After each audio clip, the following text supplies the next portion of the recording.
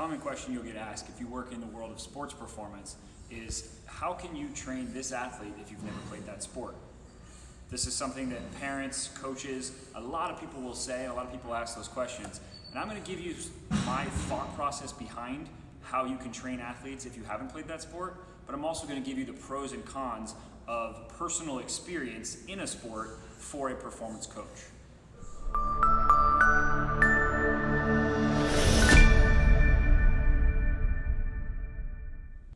So let's start with the first question.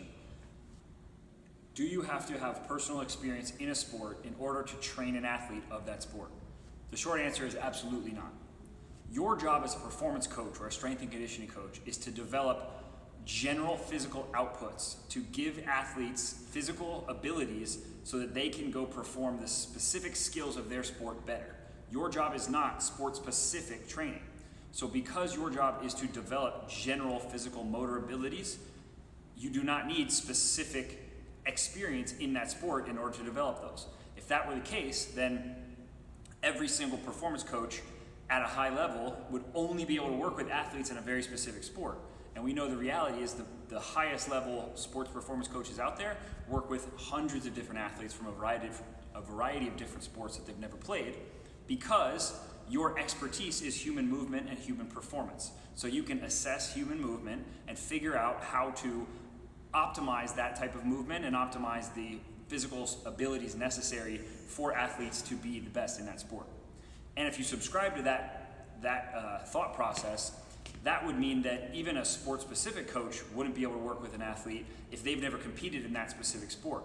So if we're talking about MMA and you have a wrestling coach, how can a wrestling coach coach an MMA fighter who's going to fight in the UFC if the wrestling coach has never fought in the UFC?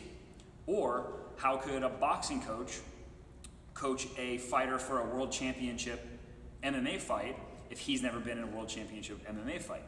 So at what point down the spectrum do we say that this is starting to get a little bit ridiculous? And obviously it's not necessary for every single person who's training any type of athlete to have won multiple world championships in that sport. But if you're subscribing to that rationale of thought, then that's pretty much the path that you're going down. So overall, the short answer is no, but if you are a performance coach and you have had some time in the sport, there can be benefits to that. But that can also be a double-edged sword, so make sure that you're aware of some of the cons of having experience in that sport. Let's start with some of the pros of having personal experience in the sport. These are a lot more obvious. So some of the pros of having experience in the sport is you're going to understand some of the physical demands of that sport.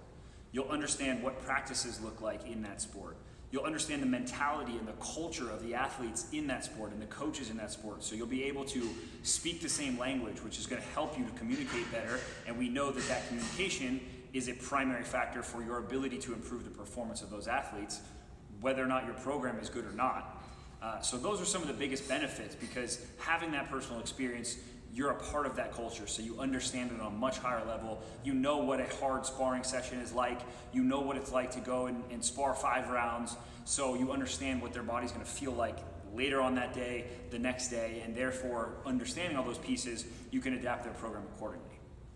However, the big problem with having personal experience in the sport is, let's say you're a coach and you have personal experience in jiu-jitsu, and you were very successful competing at jiu-jitsu.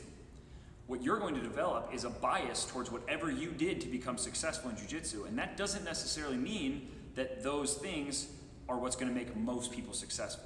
So as a performance coach, our job is to be objective and be able to look at all of the information in front of us and look at research and data where we eliminate as many variables as possible, so we can start to isolate specific variables and figure out what actually works for most people most of the time.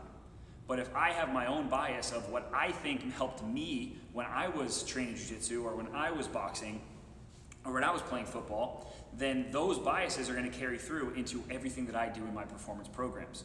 And I may not make the objective decisions that are necessary that are going to help all these athletes around me improve, because I still believe that whatever thing I did was what made me so successful or not successful.